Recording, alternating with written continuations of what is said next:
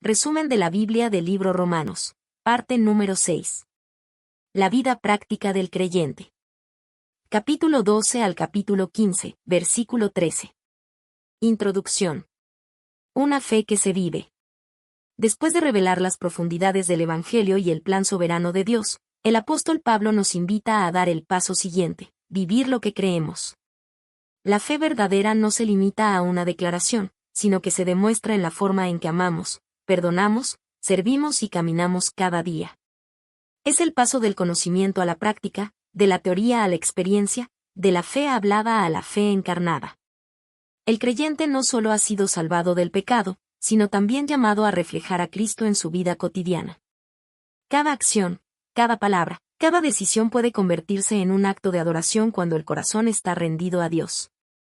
Por eso, Pablo nos exhorta: presentad vuestros cuerpos en sacrificio vivo, santo, agradable a Dios, que es vuestro culto racional. La verdadera espiritualidad no se mide por lo que decimos creer, sino por cómo vivimos en respuesta al amor que recibimos.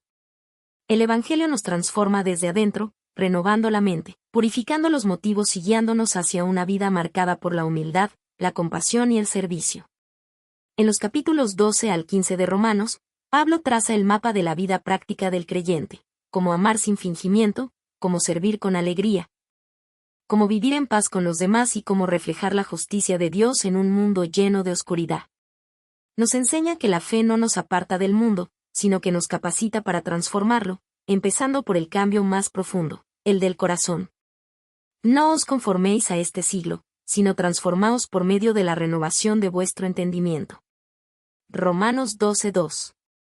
Estas palabras resuenan como un llamado a una vida diferente, a un estilo de existencia que rompe los moldes del egoísmo y del orgullo.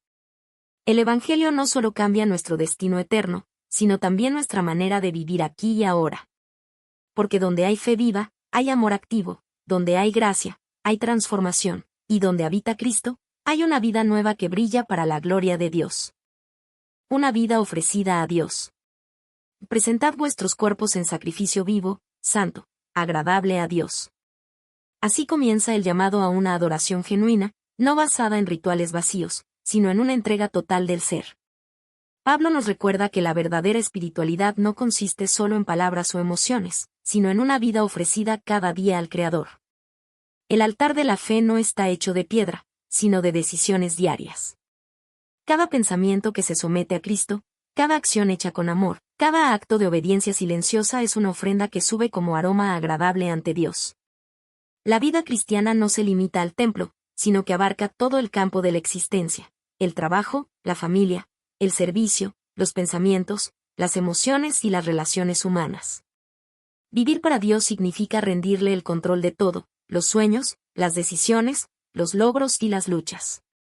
Es confiar en que su voluntad, aunque a veces incomprensible, siempre es buena, agradable y perfecta. El sacrificio vivo no busca reconocimiento ni recompensa, busca agradar al Padre que nos dio todo en Cristo. Ofrecer la vida a Dios no implica perderla, sino encontrarla.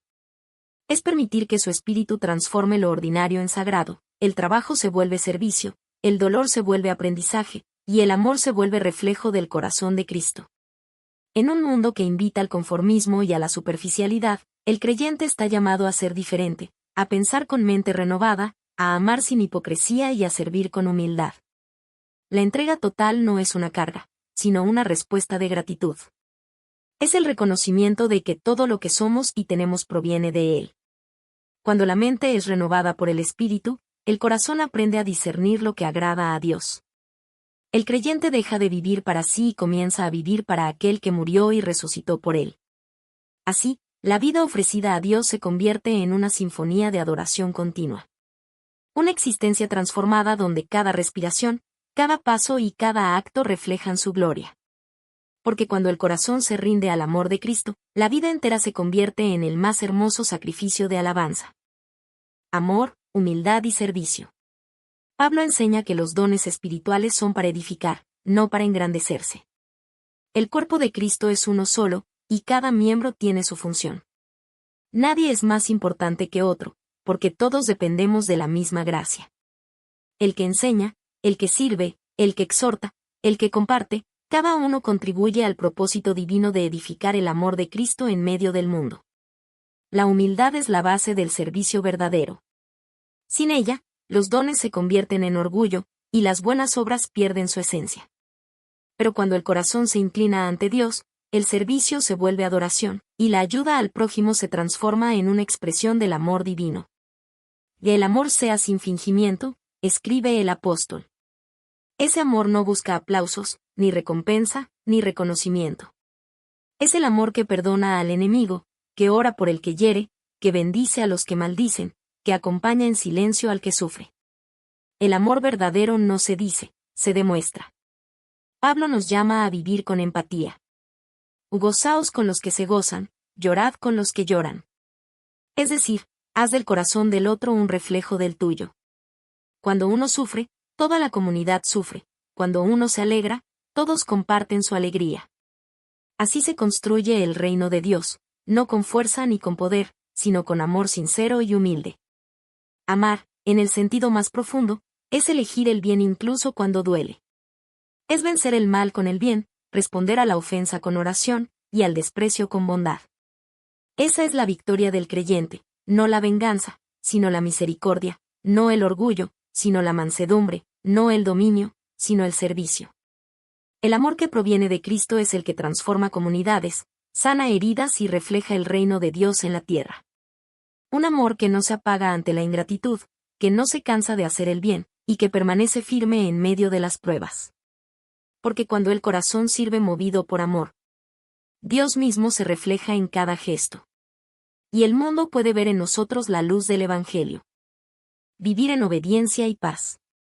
Pablo también exhorta a los creyentes a vivir en respeto y obediencia a las autoridades, reconociendo que toda autoridad proviene de Dios. Obedecer no significa aprobar la injusticia, sino reflejar un espíritu de orden, humildad y confianza en el plan divino. La fe genuina no se manifiesta en rebeldía o desdén, sino en una vida que honra, sirve y ora por quienes están en posiciones de liderazgo. El creyente comprende que Dios es soberano incluso sobre los poderes terrenales, y que su propósito se cumple aún en medio de sistemas humanos imperfectos. Así, el testimonio del cristiano no se limita a las palabras, sino que brilla en su manera de vivir, con integridad, justicia y paz. No debáis a nadie nada, sino el amaros unos a otros. El amor es la ley cumplida, la deuda que nunca se termina de pagar. Porque quien ama al prójimo no hace daño, no busca ventaja, no responde con malicia, sino con bondad. El amor, para Pablo, no es un sentimiento pasajero, sino una forma constante de vida. Amar es actuar con paciencia, perdón y respeto, incluso cuando no se recibe lo mismo a cambio. Amar es elegir la paz sobre la contienda, el diálogo sobre la división, la luz sobre la oscuridad. La luz del Evangelio nos llama a vivir despiertos, sobrios y guiados por el Espíritu. Y ya es hora de levantarnos del sueño, dice el apóstol, porque ahora está más cerca nuestra salvación que cuando creímos. El creyente que camina en la luz no se deja dominar por las pasiones ni por el egoísmo, sino que reviste su vida de Cristo y de su justicia. Cada día es una oportunidad para reflejar a Cristo en nuestras relaciones, decisiones y actitudes. Ser luz en un mundo oscuro significa vivir con coherencia, con mansedumbre y con esperanza. Significa ser pacificadores, constructores de unidad, sembradores de bien. Vivir en obediencia y paz no es debilidad, es fortaleza espiritual. Es reconocer que el reino de Dios no se impone por la fuerza, sino que se expande por el poder del amor. Cuando el creyente actúa con respeto, justicia y paz, el mundo puede ver a Cristo reflejado en él. Así se cumple la ley del amor. Así se manifiesta la fe viva. Y así el Evangelio brilla con poder en medio de la humanidad. La unidad en la diversidad. En la comunidad de fe hay diferencias, pero todas deben ser tratadas con amor. Algunos tienen convicciones más firmes, otros caminan con pasos más cautelosos. Sin embargo, todos son parte del mismo cuerpo de Cristo. Pablo nos recuerda que no estamos llamados a uniformidad, sino a unidad, una unidad que nace del respeto mutuo y del amor sincero. En la iglesia primitiva, había quienes comían de todo y quienes se abstenían, quienes guardaban ciertos días y quienes no los consideraban sagrados. Pero el apóstol enseña, cada uno esté plenamente convencido en su propia mente. El corazón de la enseñanza no está en las reglas, sino en la actitud, aceptar al otro como Cristo nos aceptó, sin condena, sin desprecio, con amor. Porque cuando juzgamos al hermano, olvidamos que todos daremos cuentas al mismo Señor. Y cuando acogemos con gracia, nos convertimos en reflejo de su misericordia. Cristo murió y resucitó para ser Señor de todos, por tanto, su reino trasciende opiniones, costumbres y culturas. La unidad del cuerpo es una expresión viva del amor de Dios. Cada creyente es una nota distinta, pero todas juntas forman la sinfonía del reino. Cada acto de paciencia, cada gesto de misericordia, cada palabra de aliento construye la armonía celestial en medio del ruido del mundo.